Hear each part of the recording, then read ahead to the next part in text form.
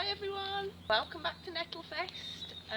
Today I'm just going to do a little bit of talk about harvesting and storing nettles.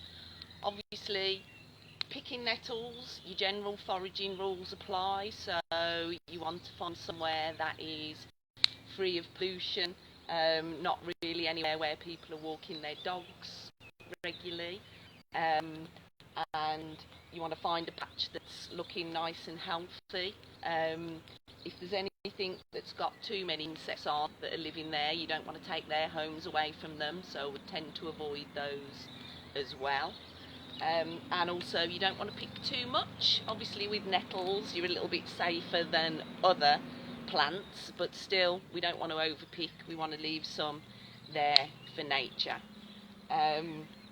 We'll have a walk round here. There's some patches that we've been picking from this season.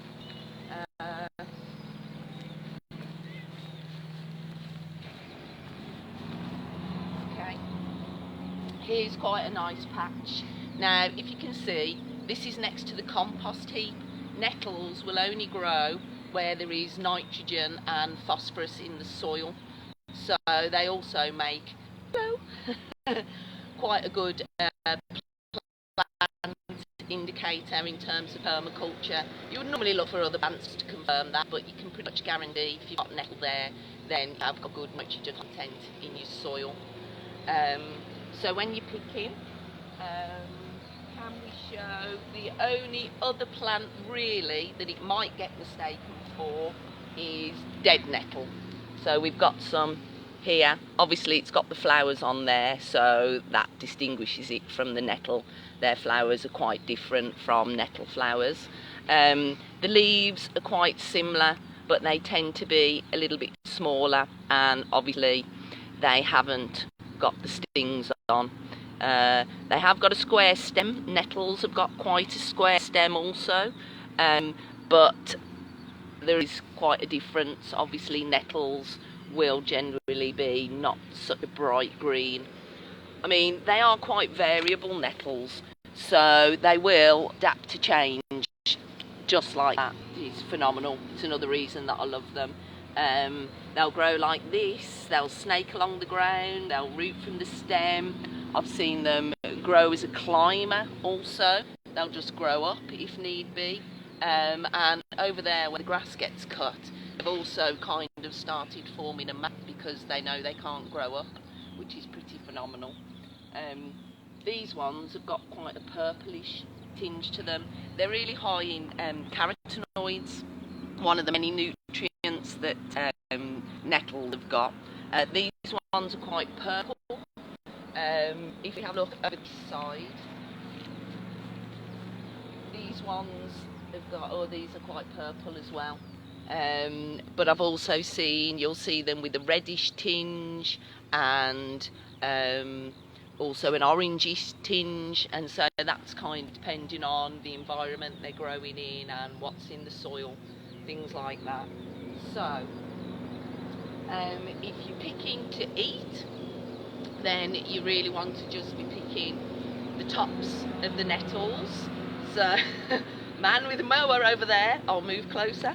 You really want to be picking just the tops of the nettles, and you also want to be picking them before they go to seed, which we're literally just coming to the end of the season with them now, because once they go to seed they start developing a gritty particle, and that can irritate the kidneys.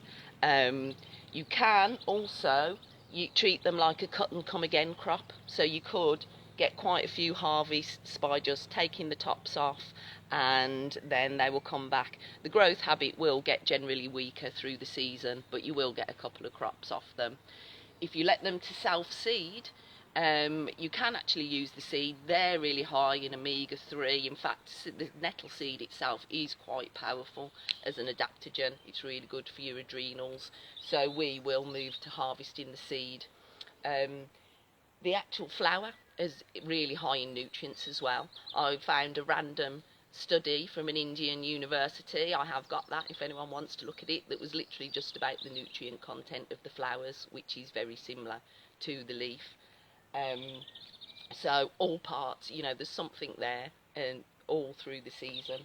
But yes, if you have got a patch and you do let it go to seed, if we have a mild kind of an autumn, then you will get new little plants popping up in the autumn, so you can be still eating it then.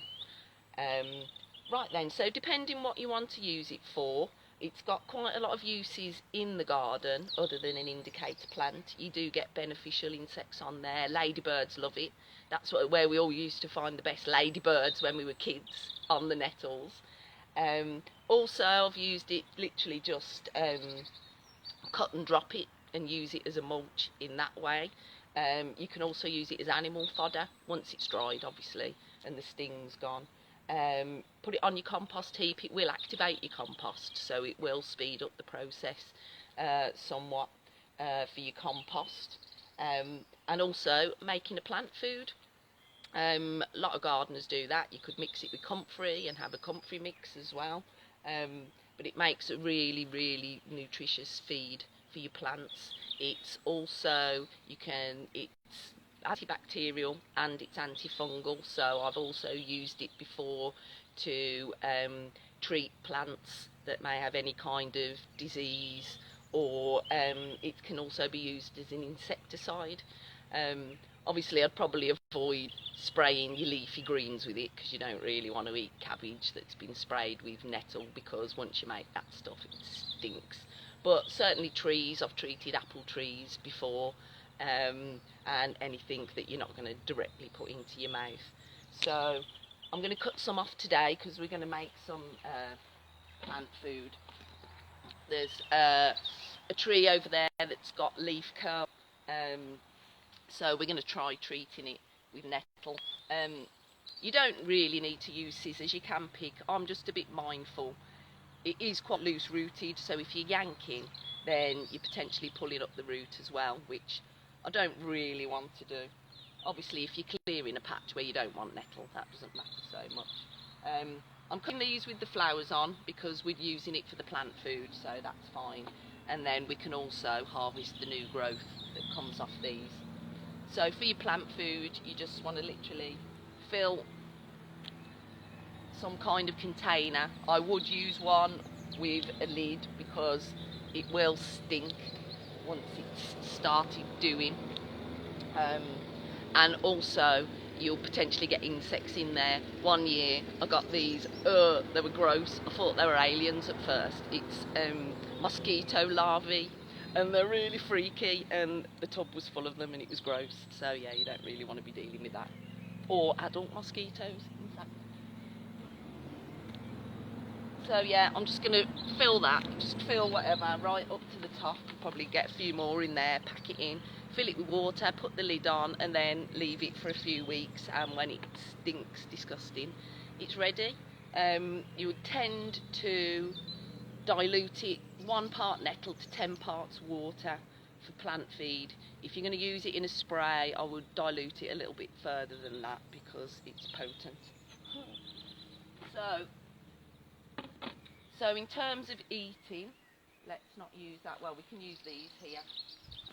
So, as Jason pointed out on a comment on yesterday's video, the best way to get nettle and its nutrients straight into your system, they're really accessible, the nutrients in nettle. They're soluble in water.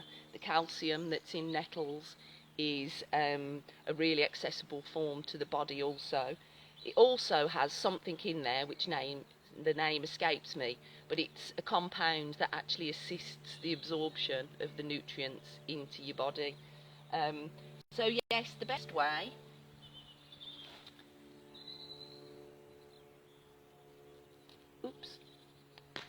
to get the nutrients into your system, you can see here there's no stings on the top. That's because we've had a little bit of rain, and rain will break down the trichlomes. They're made of silica.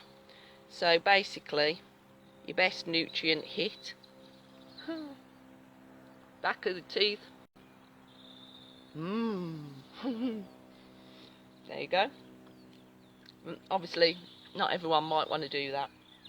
Although nettle eating competitions are commonish in the UK. I don't think that's about nutrients though, that's just about crazy British people doing weird stuff. So yeah, as I say, tops for eating. I think I've said everything about the picking, so okay. Heat leaf, right, storing. Okay, so obviously you can cook with them straight away. Any kind of heat, any kind of blending them up in a blender will break down the sting, so you don't need to worry about that. Before use, what I would tend to do is pick the nettle, then leave them outside for a little while, and it just gives any insects a chance to make their way off there and find somewhere else to live. Also do wash them well, because they are quite wrinkly. Any kind of splash up of soil, or they can get a little bit gritty, so you do want to give them a good wash before you use them. So you can use them fresh. I'll run through that a bit later when I come back on at 3 and talk about making products and things from nettles. If you want to store them, you can dry them. Obviously just tie them up in a bundle, hang them up somewhere, but you will want to put them somewhere that's kind of dark and dry. I have got one of those wardrobes with fabric cover, and I tend to dry a lot of my herbal stuff in there, because nettles do oxidise, so they will lose their green colour if they're exposed to too much light. You could use a dehydrator, and that would possibly help you keep a bit more of the green colour, because you're doing them in the machine there. They do freeze very well, so what you can do there is just pop them in a blender, whiz them up, and then into a tub and into the freezer. You can use them like that. And then from there, once you've dried them, Bernie was asking earlier, you could literally then grind them up into a powder and either put them in capsules or use them in your food. We did make a superfood mix at one point. I'll run through that a bit later on today as well. And the same with the seed. You have to be a bit mindful. You have to train your eye with nettle flowers. These, if we can get them good enough on camera, are just in bud now. But it's hard to notice because the flowers are so small. So it's a good idea to just come out and keep looking and familiarise yourself with the process. And then yes, once they go to seed, we would just pick them off on the stem, and then generally just hang them upside down in a bag, so that as the seed dries it falls into the bag. A lot of people will put those through a sieve to then collect the seed itself, which is very tiny. I'm lazy, so I just tend to leave the seed coat on there. As I said, that's got a nutrient content in itself, so as long as it's all dried out, that would be fine. So yeah, I think that's your main. Obviously, if you're making soup or anything like that, you can freeze that. It just does freeze really well, like peas and beans. So there's many different ways to store it, and then you can have it all year round. Okay, I think I've covered everything there that I can think of. I've probably forgotten something that I'll remember after I've finished, but never mind. If you've got any questions, you can contact us through the Bramble Permaculture group on Facebook, or obviously comment on any of the videos that we're posting round and about the place on Facebook. We also do have a website, sabpermaculturegroup.weebly.com. So you can contact us through there. And I also have another website which is on WordPress, which is the Wildwood Emporium. That's where I do my paid work. So we got a lot of information on both of those websites about nettle and various things you can do with them. So right then, so I'm just going to run through what's coming up later on today. So at 12 we're going to be posting the video on using fibres the low cost way that Colleen has very kindly done for us. So we'll put those links around in all the groups, 1 o'clock, we're doing the drum journey with Helena. That's on Zoom. The links are up there on Facebook, but get in touch with us if you're struggling and we'll guide you in. Yeah, so she's asked for people to drink nettle tea for that as well, and then we're going to be getting our drums out. We're going to be on there. What else did we have today? So then, yeah, I'll be back on at 3, so I'll be running then with a few little things that you can make. I'll run through a few food bits. We've kind of experimented with various stuff over the years, and I'll also run through a few cosmetic basic bits that we do to get the compounds extracted out of the nettle and use them for various things, medicine and more just general you know, body use. And then we've got at 4 Annie's Death Nettle cocktails. So as I said yesterday, they're well nice. So yeah, if you jump on for that, yeah. And I think that's about it for this one then. So yeah, as I say, you can contact us through the websites, contact on Facebook through our groups. If you've got any questions, anything you're wondering, and I'll be back on at 3. Alright, catch you later.